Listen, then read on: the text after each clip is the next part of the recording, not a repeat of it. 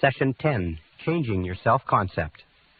To repeat, all change in your life begins with a change in your self-concept. And that brings us back to what we talked about when we talked about the three ingredients of self-concept at the very beginning. We said that there were three parts: the self-ideal, the self-image, and the self-esteem, or how much you like yourself. And what I'd like to do now is I'd like to talk a little bit about what we call the self-ideal. Because the self-ideal is the person that you would most like to be. When you start thinking about changing your personality, improving the quality of your life, your inner and your outer life, you have to start off with a target. You have to start off with something to shoot for, something to aim at. So let's talk about this. The self-ideal is a fundamental part of your personality. The self-ideal is a combination of all of the qualities of men and women that you have read about, studied about, associated with, or admired throughout your entire life. Your self-ideal is sort of like a role model for you, an internal role model. And this internal role model acts as a directional mechanism within your psyche that determines your words, actions, thoughts, behaviors, and so on. As a matter of fact, you are today, in many respects, the sum total composite of all the different men and women whose qualities and characteristics that you've ever admired. If you read a biography, an autobiography, a story about a person who has done something that you think is admirable, displayed qualities of intelligence or character or compassion or perseverance or persistence or courage and so on, if someone has done those things and you have a tendency to admire them, if you admire them, what happens is you have a tendency unconsciously, even without your knowing it, to try to be more like them. Now, there is a difference between the self-image, which is where you see yourself now, and your self-esteem, which is how much you like yourself. And there's a difference between your self-image and your self-ideal. The distance between these two, the way you see yourself now and the way you would ideally like to be, has a major impact on your self-esteem. People who see themselves working progressively toward becoming more and more like the people they want to be have high self-esteem. People who see themselves as having an enormous, almost unbridgeable distance between the person they see themselves as now and the person they know they should or could be usually have low self-esteem. So the starting point of change in the self-concept, to repeat, comes with defining clearly what it is you want to look like. Now, when I was about 17, 18 years old, I sat down with a notebook and I wrote out a description of the person that I wanted to be when I grew up. I wrote several pages. I described my personality and my height and my weight and how I would get along with people and so on.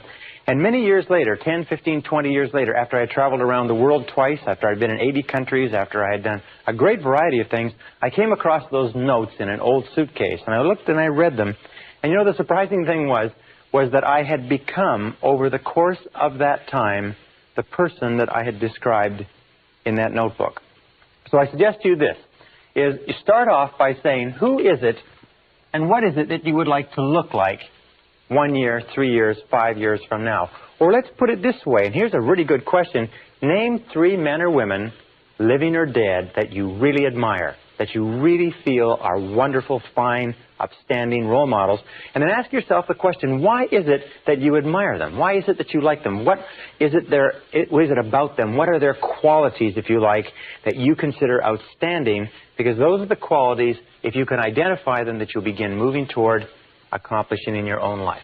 Remember, we said that desire, discipline, determination, and decision are the keys to success, but also definition. You have to define clearly what you want to be. I remember a wonderful story of a young fellow who decided he wanted to improve his life, and he was working for an insurance company. And he sat and looked around him, and he was number 28 or 29 out of 30 people in an insurance company selling insurance, and he'd been there for several years, and his career was going nowhere. And he began looking about him, looking at this, and he said, now, who do I admire? Who would I like to be like? Who would my ideal be?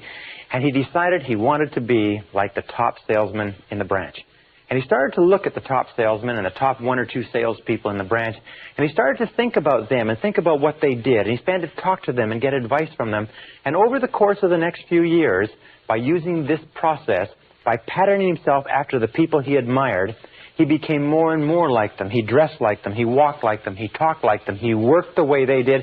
He studied the way they did. And in time, he became not only the top salesman in the branch, the top salesman in the region, the top salesman in the division, eventually the top salesman in the country, and he became a marketing vice president for one of the biggest insurance companies in the nation, simply by establishing a self-ideal and then working progressively toward it. Well, what are the stages? The first starting stage, as we say, of changing the self-concept, of changing your mind, becoming a new or a different person, is that the change must be perceived by you as being both desirable and necessary. In other words, you must see that if you were to make this change, it would be a worthwhile change, and in terms of what you want to be, have, and do, in terms of the future of your life, it's necessary that you make this change if you want to get ahead. I'll give you another example of a famous gentleman from a Fortune 500 corporation, was promoted to president, came up through engineering, left brain, had no people skills at all, was very, very concerned about this part of his personality in that he didn't know how to get along with people. He preferred problems that didn't talk back. But he recognized that a change in his self-concept, a change in his ability to communicate effectively with others was essential to his success. So he began taking courses on interpersonal communications. He began taking courses on relationships. For 2 solid years, he read books, listened to tapes, took courses, and became an authority within the company on human relations, and then put together a course of his own and went throughout the company as the president of the company and taught this course within his company, becoming the things that he was teaching. In other words, he decided that to be very good with people was both desirable and necessary for himself, his company, and his future. And then he went about through the process of gradual defining the ideal and began working progressively toward it. In 2 years, he had rounded out his personality from being a lopsided, left-brain, linear, analytical person to being a totally rounded, fully functioning human being. One of the hallmarks of great leaders, one of the hallmarks of outstanding men and women, is that they're willing to make the efforts necessary to bring about the changes that are essential. Now, the second stage, or the second step in changing your self-concept, is to begin thinking about yourself as you would ideally be. Begin thinking about yourself as your ideal person. For instance, if you wanted to be an outstanding person in human relations, you'd begin thinking about yourself as you would be as a human relations specialist. But let us say you want something very simple. Most people say that their major weakness is that they are too impatient, too intolerant, they get angry too quickly, irritable, so on. Maybe what you should do is start with something very simple. Very important to start with something simple, because if you can change something simple, it proves to you that you can change something large. So you begin thinking about yourself. Let us say that you tend to be a little bit impatient or short-tempered when you're tired, or you're a little bit irritable with your children or your spouse at the end of the day. So then you begin thinking about yourself as you would be if you were a warm, patient, kind, loving, tolerant human being. Begin thinking about yourself in the situations where you normally become cross and irritable, and begin thinking about yourself as being relaxed, positive, supportive, encouraging, unruffled. Begin thinking about yourself as the ideal. Think now, who do you know who has the type of personality? Now, it can be a television personality. It can be Bill Cosby, if you like. It can be somebody that you admire in sports. It can be somebody whose biographies or stories you've read. It doesn't really matter, but keep thinking about how would that person act in this situation. One thing that many people do, many Christians do, is whenever they get into a difficult or stressful situation, they say to themselves, I wonder how Jesus would act in this situation. I wonder how Jesus would act if they were dealing with a difficult person. Or I wonder how Jesus would act if he were put in the same position I'm in. And what it does is, irrespective of your belief, what it does is it gives you a role model to pattern yourself after. The great tragedy of many young people growing up in the inner cities today is that the role models that they have are not positive role models. The people who are the most successful sometimes in the ghettos in the inner cities are not admirable people who are working hard and building families and businesses. What they are is they're criminals who are engaging in criminal activities. So the role models that you choose have a critical effect on who you become. So begin thinking about yourself as you would like to be. As you would like to be. Now that's the starting point. Because of the law of expression, whatever is impressed is expressed. If you begin thinking about yourself, you begin finding it's almost like turning the wheel of your personality. You begin to become a different person. Now, the third step is you begin to visualize. Now, what does visualize mean? Well, there are thousands of books written on visualization. One of the most powerful of all human abilities is the ability to create clear mental pictures. You see, your subconscious, which is where all of your programming takes place, is activated by mental pictures combined with emotion. So when you create clear mental pictures, when you begin to dwell on a clear mental picture of the person that you would like to be, you begin to close your eyes or think about the person that you would like to be, the subconscious cannot tell the difference between a real experience, one that is actually happening to you, and one that you vividly imagine on the screen of your mind. And this method of visualization, of creating a clear mental picture, and then remember we talked about the law of practice, which is the law of repetition. By practicing it over and over and over again. Imagine, for instance, that you wanted to become a proficient public speaker. Simple as that. And let us say this is you, and this is your eyes, and here is your conscious mind, and here is your unconscious mind. Let us say you wanted to become a proficient public speaker. Well, if you went out and you gave a whole series of talks, and you got positive response, and people applauded and told you that it was a good talk, and you did this over and over again, no matter how terrified you are of public speaking right now, if you did it often enough, gradually you would store up enough memories to the point where you would feel no uneasiness at all about speaking publicly. Now, the reason I mention speaking publicly is that something like 54% of the American public would rather die than give a talk in public. They put the fear of public speaking ahead of the fear of death. It's one of the greatest of all fears in our society. However, no child is born as afraid of public speaking. No child comes into the world with a fear of speaking in front of audiences. As a matter of fact, every one of us gave our first public talk stark naked, upside down, in front of a room full of strangers, if you remember that, and it's been downhill for most of us ever since. If you have a series of external experiences, however, and all of those experiences are positive, then they're stored away as positive reports in the public speaking file. However, let us say that you have a tremendous feeling of anxiety about speaking, and that can come from 100 different reasons, but you begin to play on the screen of your mind. You have this continuous real projector.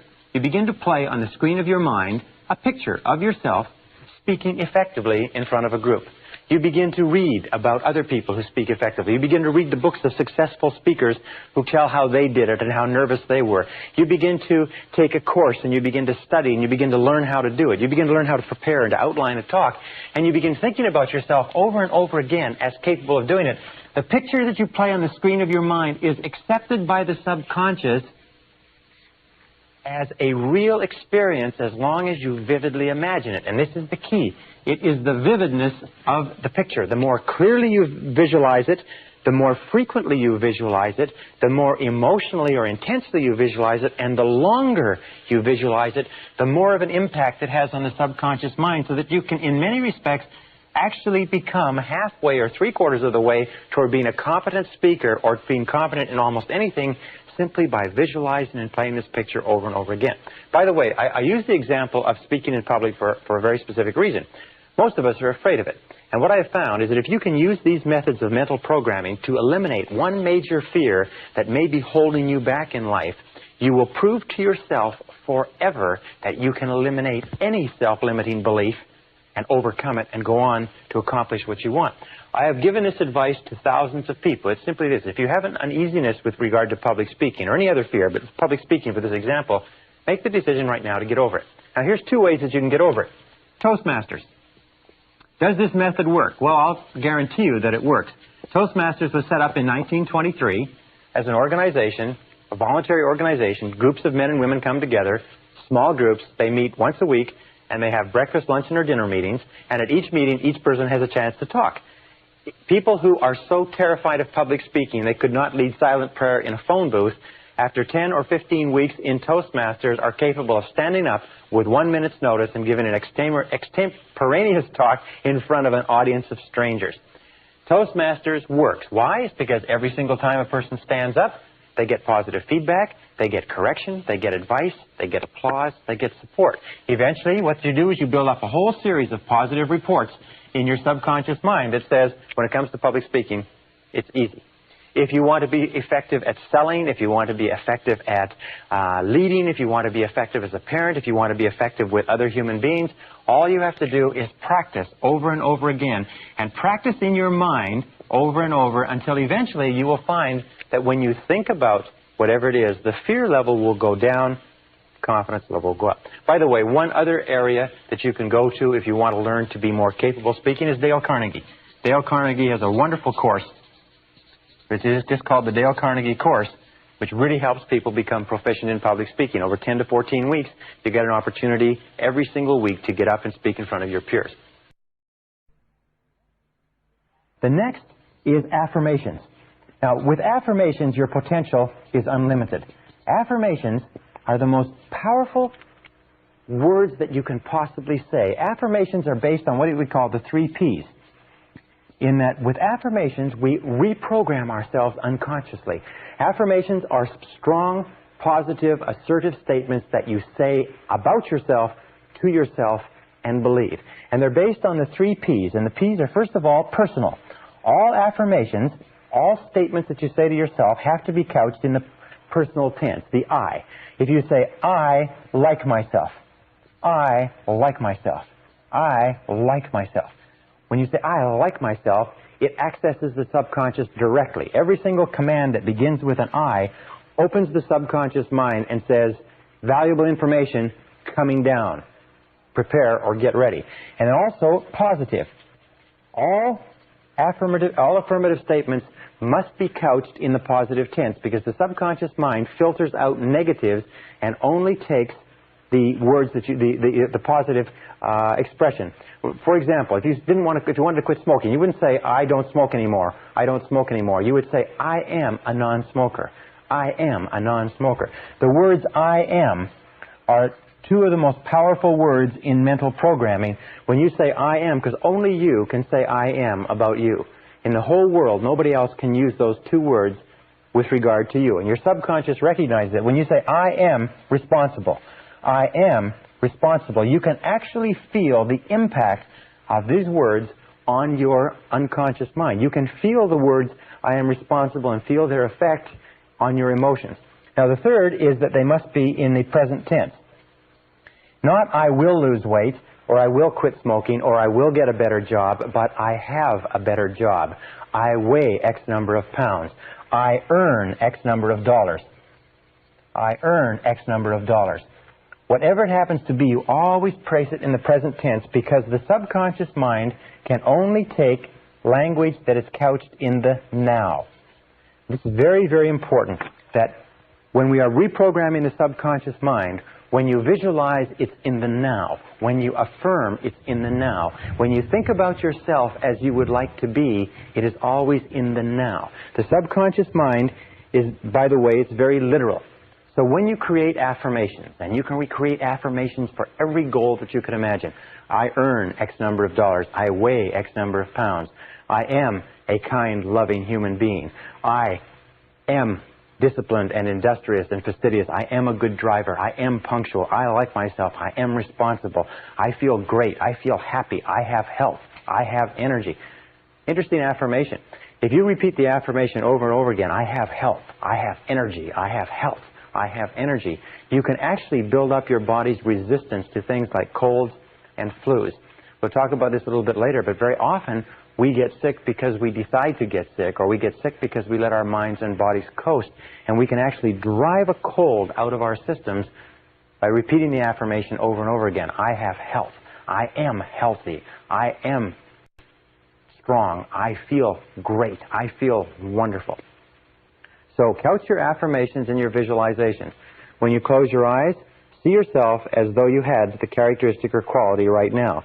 Speak in terms of having the characteristic or quality right now. And as we said before with regard to emotion, imagine the feeling that would accompany the mental picture. Imagine the feeling that would accompany the words. When you say, I like myself, you don't say, I like myself. You say, I like myself. I like myself. I like myself. Imagine when you say, I am responsible, you don't say, I am responsible. You say, I am responsible. I am responsible. In other words, emotionalize it. Wrap it up with emotion. Drive it into the subconscious mind like a detonator. And the effect that it will have on your personality and on your feelings will be tremendous. Now, again, with regard to affirmations, what I use is I use a series of index cards. And you can put your affirmations, your positive, present tense, personal statements on affirmations, and review those affirmations over and over again. Every time you review them, every time you think about them, every time you repeat them and drive them into the subconscious mind, every time you impress them, you increase the potential for them to be expressed externally. Now, one final thing is when you use affirmations, try to keep your daily words and actions consistent with your affirmations. Try to keep the things that you say when you're walking around and the things that you do consistent with the words that you say to yourself in private.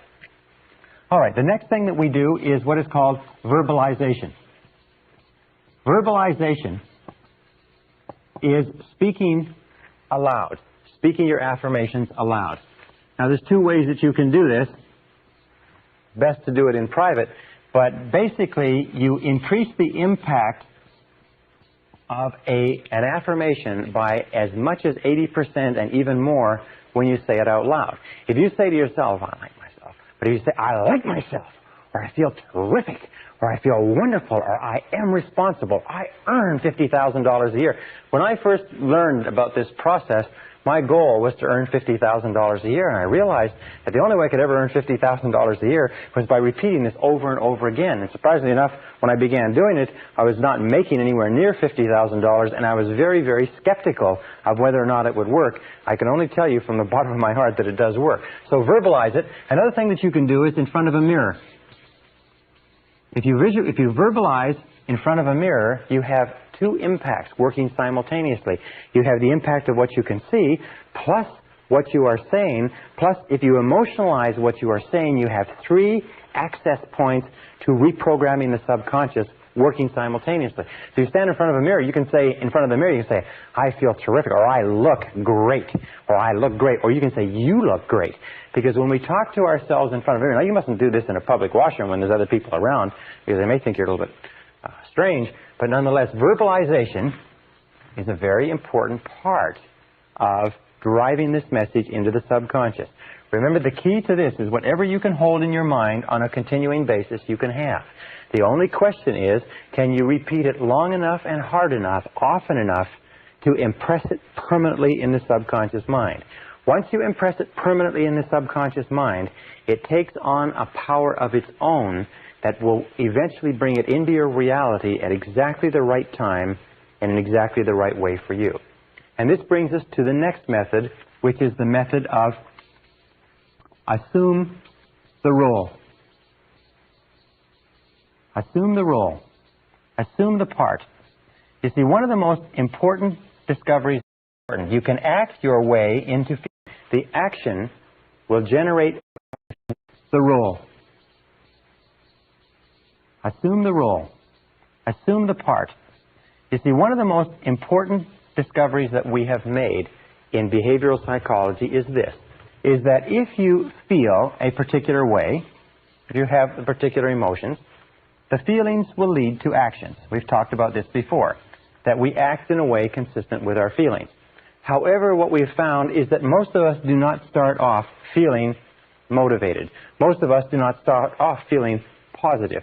Most of us do not start off feeling confident and capable of accomplishing our goals. Most of us start off feeling average to negative. However, if you will act exactly as if you had the feeling, the action will generate the emotion just as the emotion generates the feeling. In other words, you can act your way into feeling. This is very important. You can act your way into feeling. Have you ever had the occasion where you are sitting comfortably, relaxed, and somebody says, come on, let's go and do this, or let's get up and do that, and you say, no, no, no, I'm comfortable. Remember, you're into your comfort zone. Comfort is a great killer of human potential. You say, no, no, no. They say, oh, come on, just get up and do a little bit. So you get up just a little bit, and you move just a little bit, and as you begin to move, you start to get into the swing of it, and pretty soon you get into it completely, and you totally forget about going back to the couch or the chair that you were in. Well, you can act your way into feeling. You can act your way into feeling almost anything. We call this, if you like, pretending. Pretend that you have the quality already. For instance, if you want to be courageous and unafraid, pretend that you're courageous and unafraid already. If you want to be confident, Pretend that you have the confidence. There's an old saying that says, fake it until you make it. Fake it until you make it. Remember we talked about the gentleman who was told that he was the reincarnation of Napoleon? That all he had to do was he had to act like Napoleon and realize that he had this cultural history behind him, that he had the decisiveness, the power, the courage, the genius, the brilliance, the tenacity, the foresight of one of the world's great leaders. Well, this acting, this pretending, this assuming the role is a critical part of actually becoming that person. If you want to be the finest salesperson in your organization, if you want to be a superb executive, if you want to be a tremendous technician, if you want to be an excellent medical professional, if you want to be the best mother or the best father, if you want to be excellent in athletics, there's an entire body of work today in neurolinguistic programming and what is called the inner game of winning that says that if you want to be a better tennis player, for instance, what you do is you imagine that you were a championship tennis player. Imagine that you are Arthur Ashe or Jimmy Connors or Chris Everett Lloyd or Maria Navratilova, whatever her name is, Navratilova, or one of the great tennis players, and play tennis exactly as if you were one of those. Play tennis as though you were them and in their body and on the court. And you know what will happen is that judges and people observing a person doing this find that you will hit more accurately, you hit with more force, you are better, you are more confident, you're more capable. Golfers. Another example is if you want to be a great golfer, is imagine that you are already a great golfer. If you want to be a great salesperson, imagine that you are already a great salesperson and walk, talk, carry, act as though you had the part already. Dress the part. Look at yourself in the mirror and say, do I look the part of a great golfer? Do I look the part of the executive, the salesman, or the saleswoman, or whatever it happens to be that I would like to be? These four, we call this the VAVA. V-A-V-A. V-A-V-A. Well, actually, I should do it this way. V-A-V-A. These are the keys to rapid personality change. The V is for visualization. Visualize and play the picture of the desired person you would like to be over and over again until it is accepted by the subconscious as a reality. Remember, the subconscious obeys your conscious commands. If you command the subconscious, and you command the subconscious by the thoughts you hold in your conscious mind, by the thoughts that you dwell upon, the law of concentration. If you hold that thought in your mind on a continuing basis, eventually it clicks into the subconscious and it takes on a power of its own. The second is to affirm, and affirm over and over again. There are many people who say that they would rather go without breakfast than go without their affirmations each morning. Speak to yourself positively. Use positive self-talk all the time. Remember, you talk to yourself at the rate of almost 1,500 words a minute. Most people talk to themselves in terms of doubt and fear and worry and anxiety. Talk to yourself positively. I can do it, I can do it, I can do it, I can do it. Just repeating, I can do it, over and over again. Boost your self-confidence and boost your self-esteem. When you have nothing else to do, say, I like myself, I like myself, I like myself, I like myself. Because saying I like myself or I love myself expands your ability and your capacity in every area of your life. Also, verbalize. Speak out loud. Make sure the things that you say out loud are consistent with the person that you want to be and the things that you want to do. Verbalize and say, I like myself. Don't say aloud things that, like, I'm never on time, I can't lose weight, I can't quit smoking, I wish I could, and so on. But always speak in positive terms. Remember that you can almost double the force of an affirmation by speaking it aloud. And if you speak it really loud, I like myself, I like myself, I like myself, if you speak it really loud and really strong, it has double, triple, sometimes several times the impact. And finally, assume the role. Pretend as though you already had the part. Assume the role. Imagine that you have been hired to play the role of an extremely successful person in a Broadway play. And in this role, what you are going to do is you're going to walk, talk, and act as though you were the success, as though you were the role model, as though you were the ideal image of the perfect person that you want to become. And if you walk it, talk it, pretend it, visualize it, think it, and affirm it over and over again, that is the person that you become as inevitably as the sun rising in the east and setting in the west. And in the next session, I'll tell you more about how to incorporate these personality attributes into your character.